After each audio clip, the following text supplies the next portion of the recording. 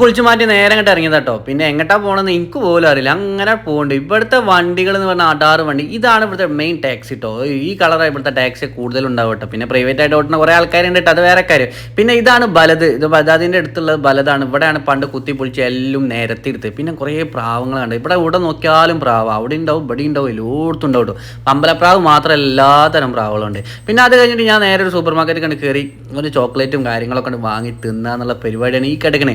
അങ്ങനെ ഞാൻ അങ്ങനെ തപ്പിയാണ് പോയപ്പോൾ എനിക്ക് നല്ലൊരു മിൽക്ക് കിട്ടി. ഇത് ഇവിടുത്തെ ഒട്ടകത്തിന് മിൽക്കാന്ന് അറിയില്ല, ഒരു മിൽക്ക് ഒരു പ്രത്യേക ടേസ്റ്റ് കേട്ടോ. മിൽക്ക് എന്ന് കണ്ടപ്പോൾ വാങ്ങിയതാണ്. ഫസ്റ്റ് എനിക്ക് അത് പറ്റില്ല, പിന്നെ എനിക്ക് ഭയങ്കര രസമായിട്ട് തോന്നിട്ടോ. പിന്നെ ഞാനിവിടെ ഇങ്ങനെ പള്ളീൻ്റെ അടുത്തൊക്കെ ഇങ്ങനെ പോയപ്പോൾ അവിടെ കുറേ കച്ചവടം, പച്ചക്കറി കച്ചവടങ്ങളാണ്, ഫ്രൂട്ട്സ് കച്ചവടങ്ങളാണ് ഈ കിടക്കുന്ന പരിപാടികളൊക്കെ കേട്ടോ. ഇവിടെ രാത്രി ആയി കഴിഞ്ഞാൽ ഈ പരിപാടികളൊക്കെ നല്ലോണ്ടാവും. പിന്നെ നാട്ടിൽ നിന്ന് കിട്ടാത്ത പല ഐറ്റം ചോക്ലേറ്റുകളും ഇവിടെ വാരി വലിച്ചു തന്ന ഇപ്പം ഇങ്ങനെ ചോദിച്ചിട്ടുണ്ട്. അപ്പം പിന്നെ കൊടുത്തു ഞാൻ ലേസം. ഇവനാണ് ഈ സാധനം തന്നില്ല, ഇവനെ ഇറച്ചി മീനെല്ലാം പറ്റൂലല്ലോ. എനിക്കും അതേമാതിരിയാണ്. പിന്നെ നമ്മളിതൊക്കെ തിന്നുമല്ലോ.